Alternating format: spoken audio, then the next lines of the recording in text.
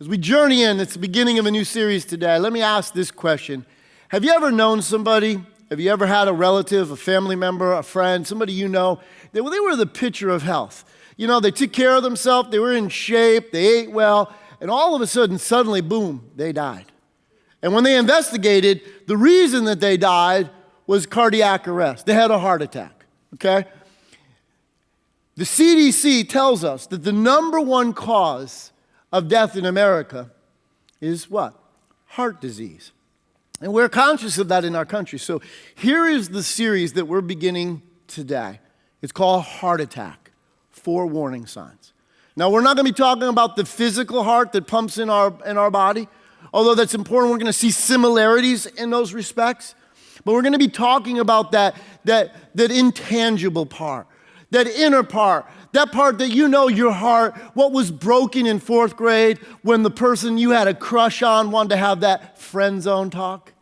It's that part that swells up with pride every time your kid does something on that end that you just, it's that part for me that flutters every time Kathy walks in the room.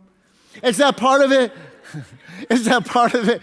Your heart, that part that really, that intangible part inside that we all deal with, we understand and know that it's where our spirit and our soul come together. Our heart is where the central part, it's the hub, it's the inner part. That's what we're going to be talking about. Something I've studied for over 25 years, but truthfully in this end, we're going to be talking about it because we're going to see that there are similarities in this respect. So today is an intro message, and here's the title of today's message: Heart Disease.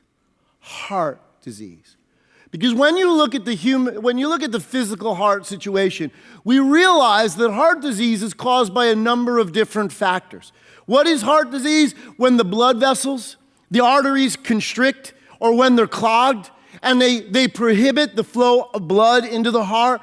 The heart is the central part of you. You can't live without your heart. Your heart is responsible to pump the blood, the life-giving force throughout your entire body. But what happens is, and we've learned this because today it's become a part of our consciousness in America. You go through a grocery store and there's little heart signs on the food, trying to give us the indication what we should and should not eat. We recognize that heart disease is a combination of things and too often, they call it the silent killer because things build up over time. And when you're not aware of the situation, you're not necessarily understanding what the condition of your heart is. But the things that contribute to those ends can be things like stress, things like smoking, things like not getting enough rest. We also know the opportunity of when you're overweight, when you're inactive, when you're not in shape, when you eat the wrong things. So we've become aware of triglycerides, HDL and LDL and all the good fat, bad fat discussions we've had. And we realize that all of these things are contributors to heart health. And why is it important? Because without your heart, you'll die. And we're going to find out that this series is designed to help us. We're going to shine a spotlight of God's word upon the condition of our spiritual heart. To recognize why? Why? Because listen to me. We go to it, you guys, it's like we go to the doctor and we can go through a battery of tests. Cardiologists have ways of discovering what is the condition of your heart. They shoot dye in there and then they are able to use machines and discover, hey, listen, there are blockages, there are areas. Why are they detecting all of that? So that changes can be made, so that adjustments can happen, so that in essence, you won't experience damage and here's the good news, you can reverse the situations where there was before on that end.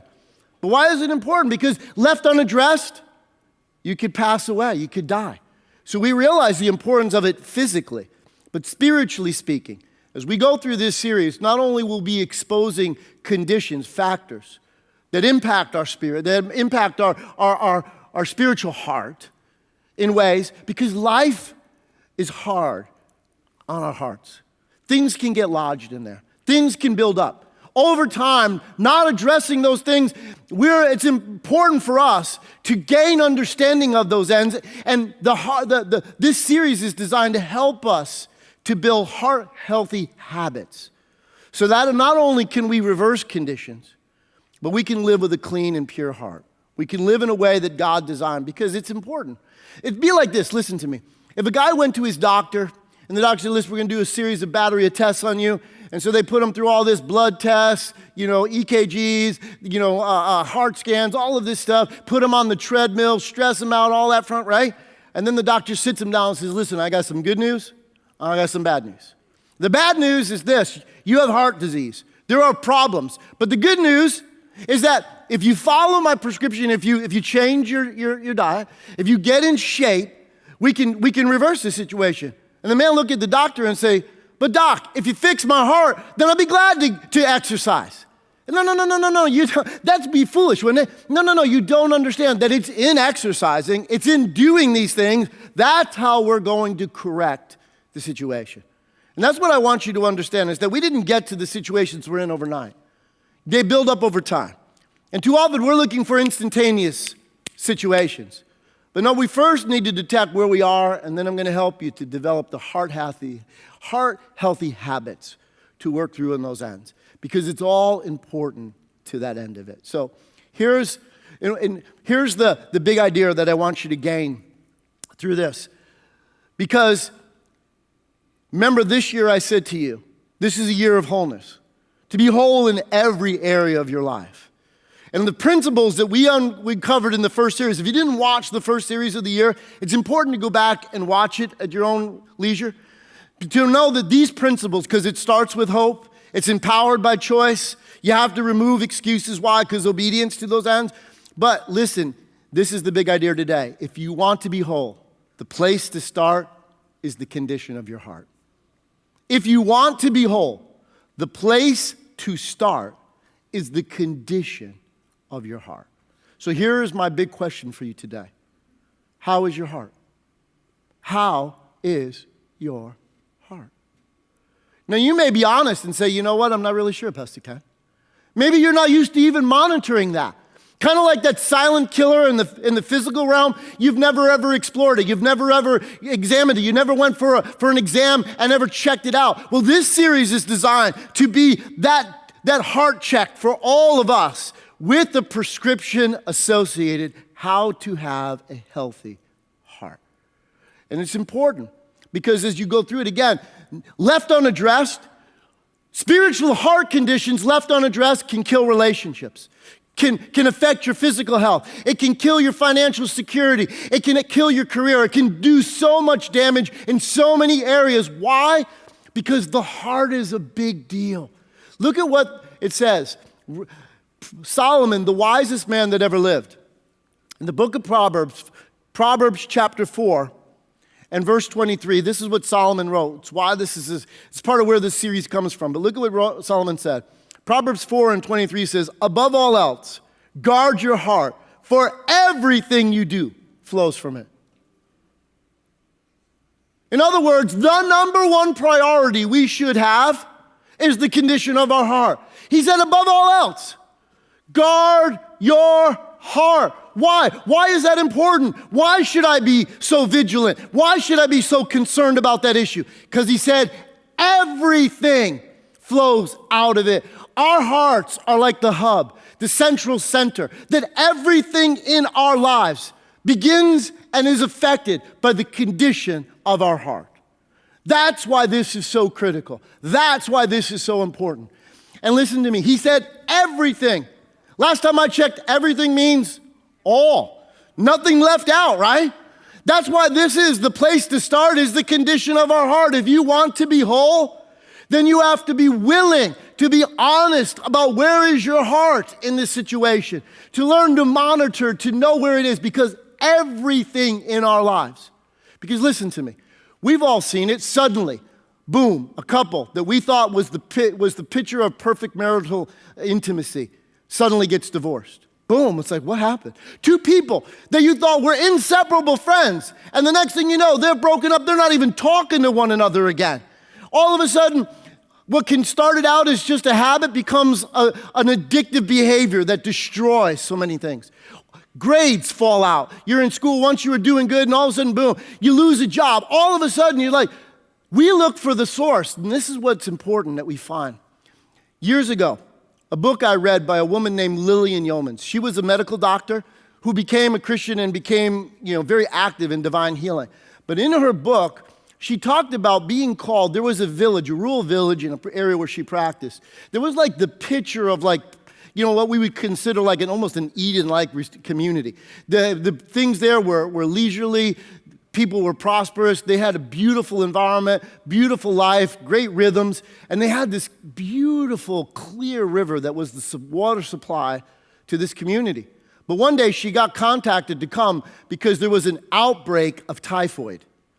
And so when she came, she began to minister to the people and take care of the medical needs. But like any good practitioner, you got to find where the source is. So they began a discovery and went back and discovered that the typhoid was being communicated to the community through the water supply. So they went and checked the water supply and followed all the way back upstream and discovered that 4 pigs had died and fallen into the water and was contaminating and polluting it. Now, if you go to normal scenes, you could have just put a filter on and all the rest. But listen, no, the importance is removing the source. Too often, what we become accustomed to is dealing with symptoms. And that's the problem too often in medical. I'm not against medications, but often medications do not cure your issue. They just manage your symptoms. Like example, if you have blood pressure in this place and the doctor puts you on a prescription for blood pressure, all it does is manage your blood pressure. It doesn't cure your situation. If you're dealing with high cholesterol and he says, I want to prescribe a medication for you, that doesn't solve your cholesterol problem. But can I be honest with you? Is this safe? Can I tell you something that remains in the room if I tell you? A medical doctor told me this, a Christian doctor. He said, Ken, you know what? We know in the medical industry, many of us know that we could help people cure their situations if they would be willing to make lifestyle changes. Like whether you realize it or not, like type 2 diabetes can be cured by lifestyle changes like diet and exercise. I was just with a pastor this last week on a missions trip who got healed of type 2 diabetes by lifestyle changes, okay? But you know what the doctor told me? He said, Ken, historically, we know this. The overwhelming majority of people will not make lifestyle changes. So if we do not prescribe medication for them, we put ourselves in jeopardy of professional liability. Because if they didn't change and I could have given them a prescription, then I'm to blame. No, we know there are things that will actually cure, but the average individual is not willing. They would rather pop a pill than make a change. But what I want to help you with in this series is how to recognize what the true sources is so you stop just monitoring your behaviors and your things without, but go to the source, remove the source, and find wholeness and healing for your situation. Because the place to start is the condition of your heart. And so in essence, how would you love it for Jesus to affirm what you... Here was Solomon, the wisest man that ever lived, but Jesus affirms everything Solomon said that we just studied. Because one day, in Matthew chapter 15, Jesus had been dealing with the religious leaders of the nation of Israel. And we in religion can get messed up. We make mountains out of molehills. We deal with things that don't really mean anything. You ever been around a religious community that care more about what you look like, how you dress, all the rest of the stuff that matters for nothing? When Jesus is more concerned about the condition of the human heart, we get all freaked out about external things. Oh, he has a tattoo. Oh, she has a nose ring. Are you kidding me? What's the condition of your heart? That's what we're talking about here. We make mountains out of molehills. And Jesus' day, he's dealing with this, okay? And he says, guys, I want to tell you, you look good from without, but can I be real with you? You guys are like a whited sepulcher. You look good from without, but you're full of dead men's bones. Jesus wasn't afraid to tell the truth because it ain't how you look from without. It's what's going on inside, okay? Because again, you can look the picture of health and drop dead tomorrow. Where's the condition of your heart? So spiritually speaking, Jesus says to them, you guys are exactly what Isaiah was talking about. He said, there is a people who draw near me with their lips, but listen, but their hearts are far from me.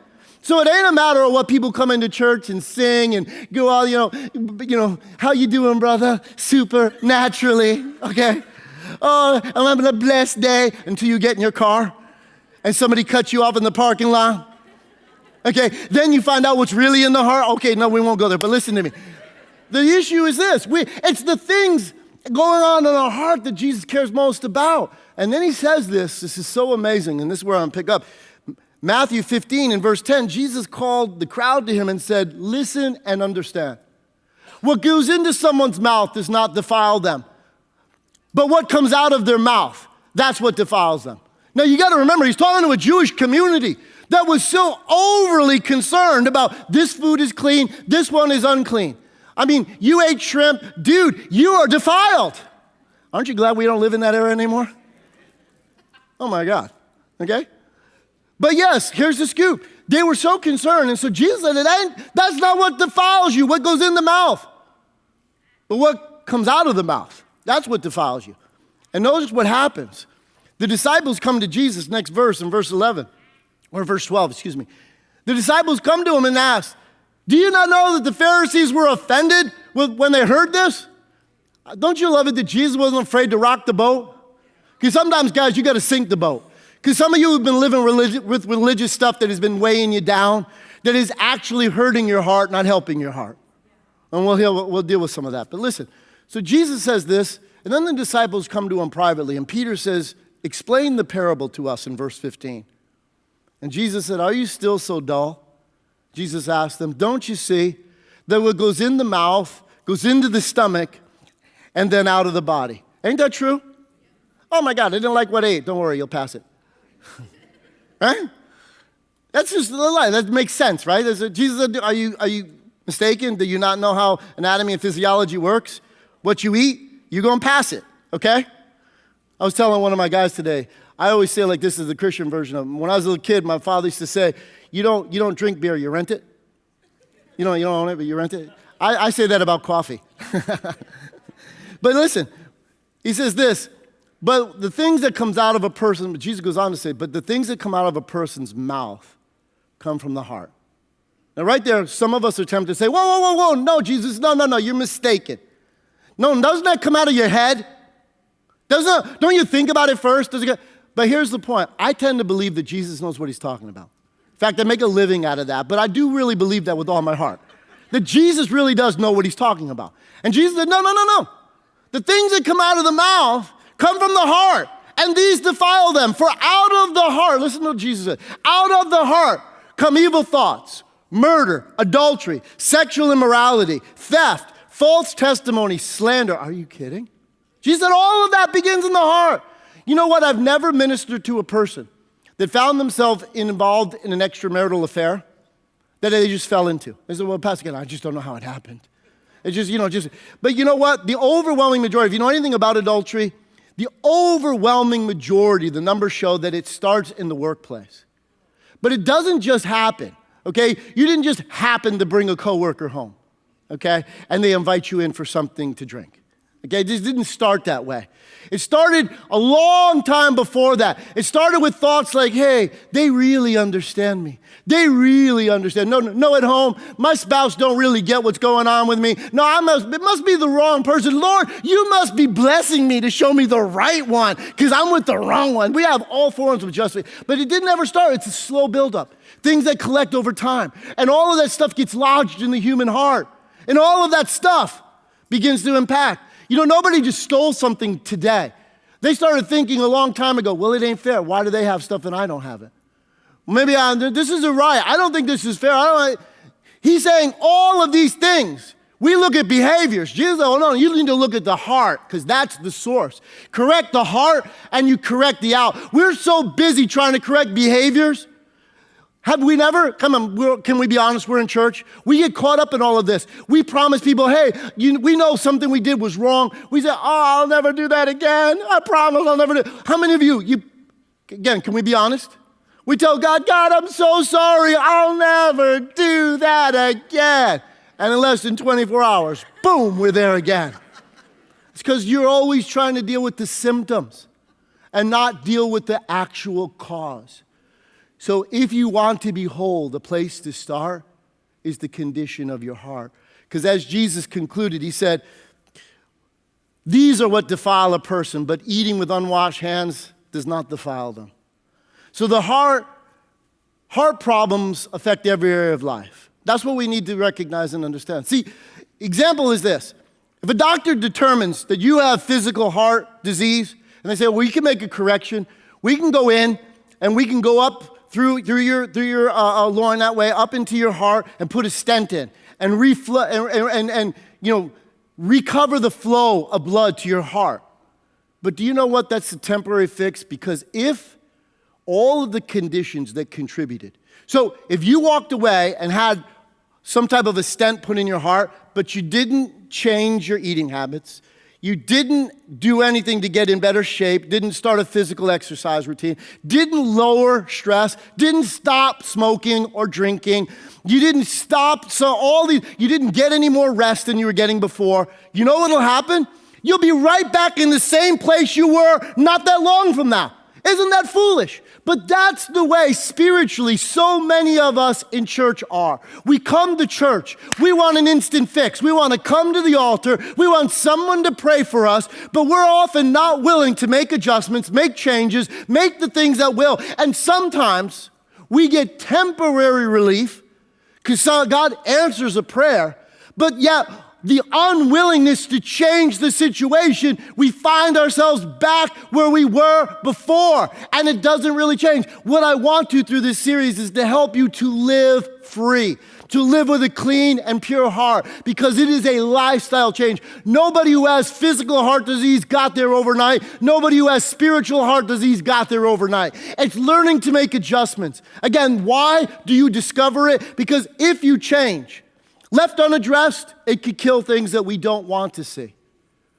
But if you adjust, if you change, not only will it impact the trajectory of your life, but it affects everything in your life. It's important to recognize, because why?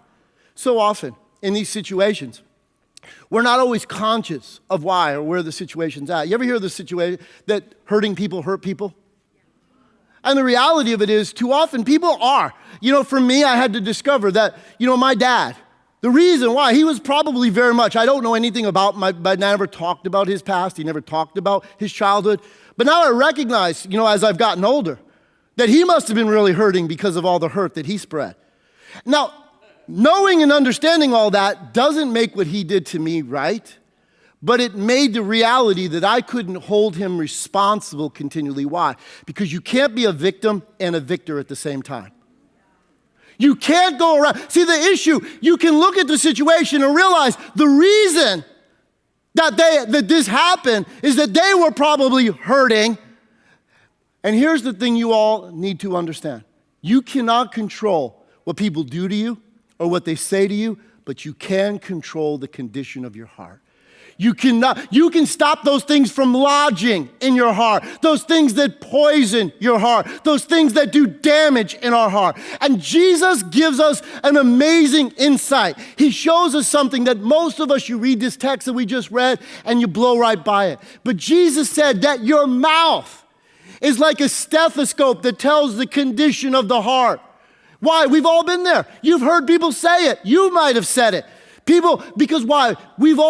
You can experience hurt, you can experience rejection, you can experience offense, and they can create damage to the heart.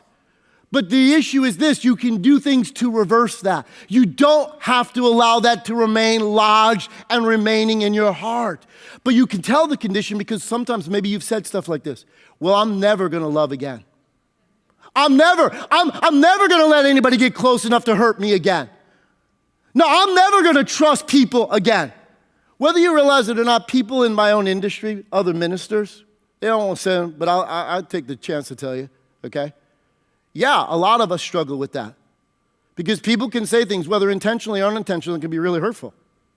And you could go around walking around with a lot of that junk lodged in your heart. And the reality of it is this. We hear people say things like, no, I'm never going to love again. I'm never going to be. I remember he just died recently, but I grew up listening to Meatloaf. And one of the famous songs that Meatloaf used to sing called 2 out of 3 Ain't Bad. And it's about, hurt goes there, generation go to generation. But he's like, I want you, I need you, but there ain't no way I'm ever going to love you. Don't be sad, because 2 out of 3 ain't bad. What?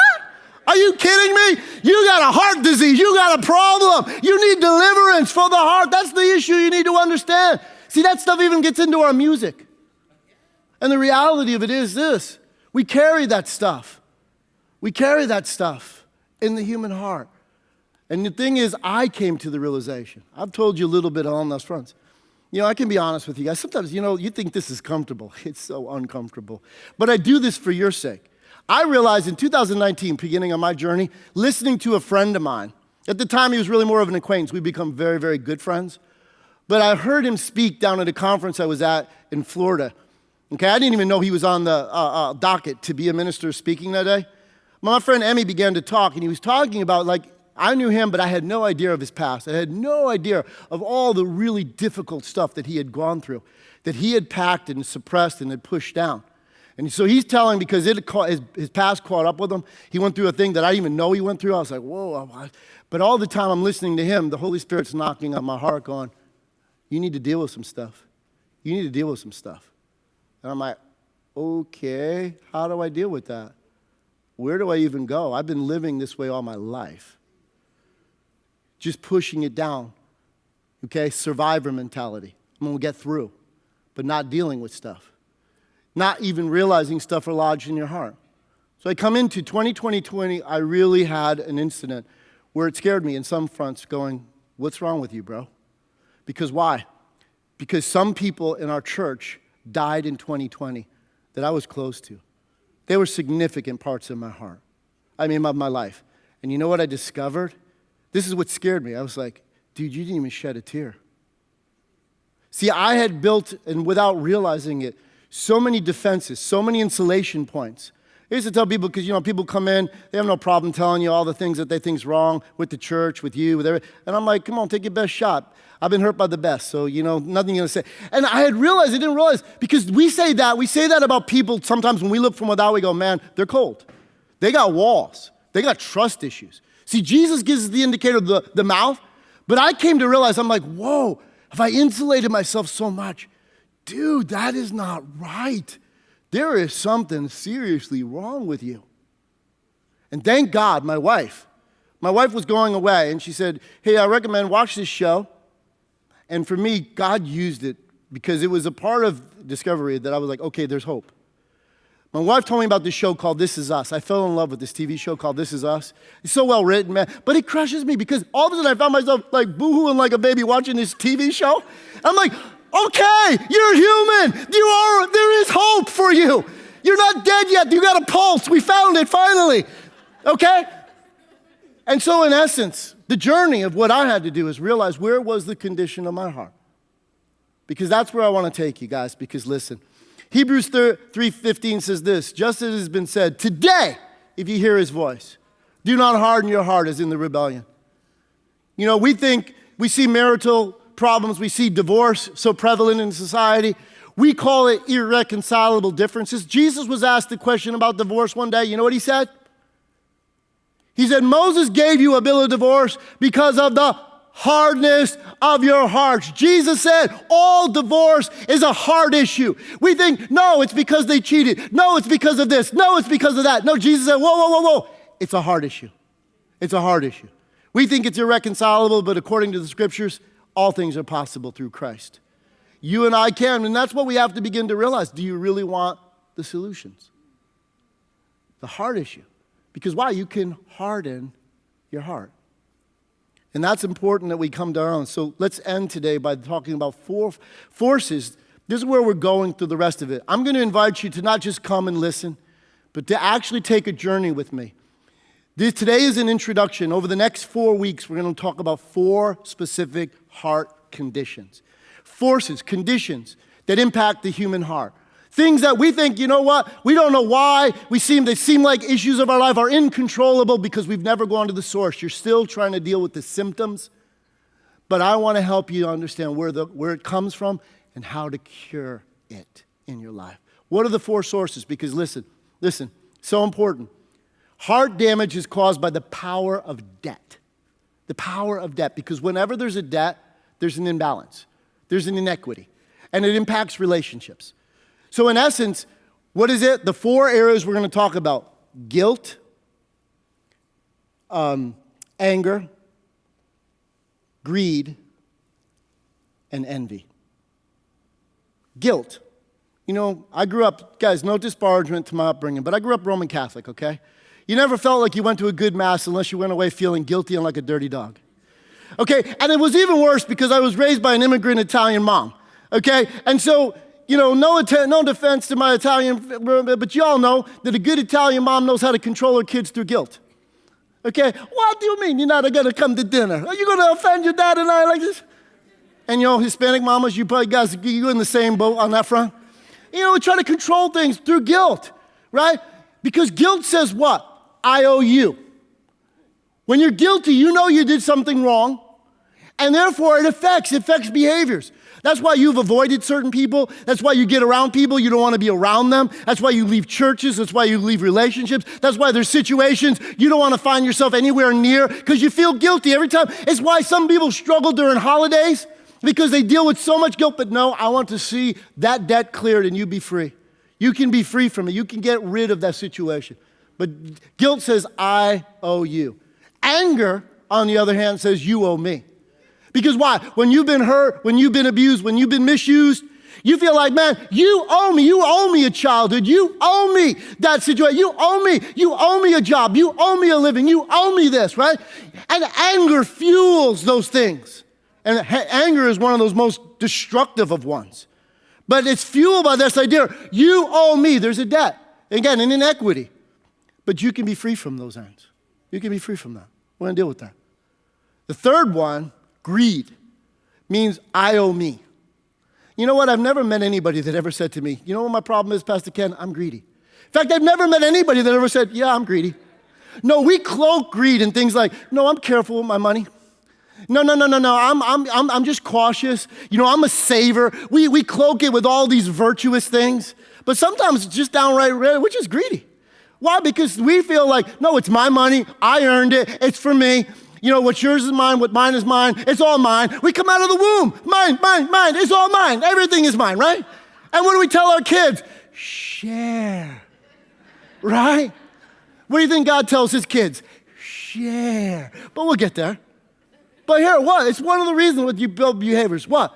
It's why a guy hits a midlife crisis and all of a sudden he's got to go buy a boat or buy a car or do something that puts his family in an economic bind. Why? Because I owe it to myself, right? That's the way people say it. Well, I owe it to have leisure. I'm entitled. This is mine. I owe it. It's I owe me. And then the last one, which a lot of times we're not really honest. Envy, God owes me. Because we don't think it's fair. We don't think it's right. God, you could have made me skinnier. You could have made me smarter. You could have put me in a better situation. You could have made me, born into better parents, better culture, better situation. We think, there's iniquities, and really, honestly, God's at fault. Now, we tend to blame, and we have deflected and put the blame on others. We don't like certain people. We don't like certain groups. But the truth is, too often, the issue really is with God. And that's where I want you to find the freedom.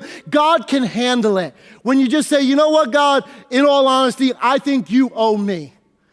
I don't think you've been fair. I don't think you doled it out correctly. I don't think it's right that my sister got the good looks in the house, that she can wear the dresses I wish I could wear. I don't think it's fair. God, the problem is with you. But no, envy, you can be free from all of these, and that's where we're going to go. Because in this series, again, there's a biblical prescription. Because you know what? We think as Christians, okay, Pastor Ken, you don't understand. I invited Jesus in my heart.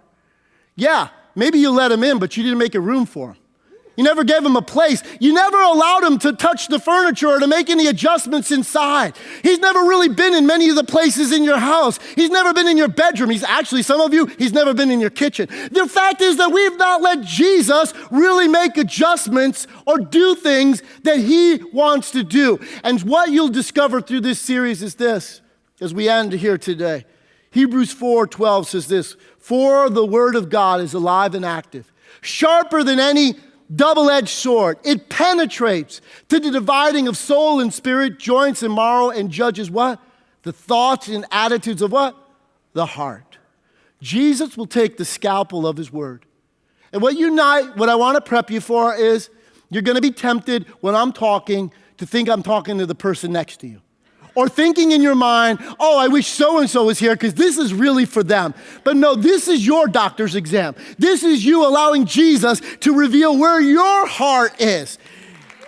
And to recognize that he wants to use the scalpel not to stab your spouse, but to clean your heart, okay? He wants to use it to free you from the things that have clung to you, the areas where there have been stuff lodged there for a long time. Some of you, you've walked around with shame. See, some of our problems are self-inflicted. You know why? Because I know this about a lot of you in this room. You carry secrets. I wrote a devotion during our time of 21 days. You're as sick as your secrets. And you walk around in fear, you walk around in shame. You don't want things exposed because you think, man, and it's affected your relationships whether you realize it or not. You're like, man, if they knew my past, if they knew this, you're afraid, you're scared, so you hide. So we self-inflict, and all of these things contaminate the human heart. But I want you to know you can be free. I want you to recognize that you can be cleaned of all of this stuff. You can have a clean heart. Didn't David pray, renew a right spirit in me? God, create in me a clean heart. Maybe I pray that would be your prayer as we go through this series. God, create in me a clean heart. Renew a right spirit in me. Allow your word to so come alive that it separates me from the enemy, not the people that I love, that I should be connected to. And realize that there is a solution. There is a biblical solution to every one of these conditions. And if you're willing, and if you're ready, you can apply those things and develop heart-healthy habits.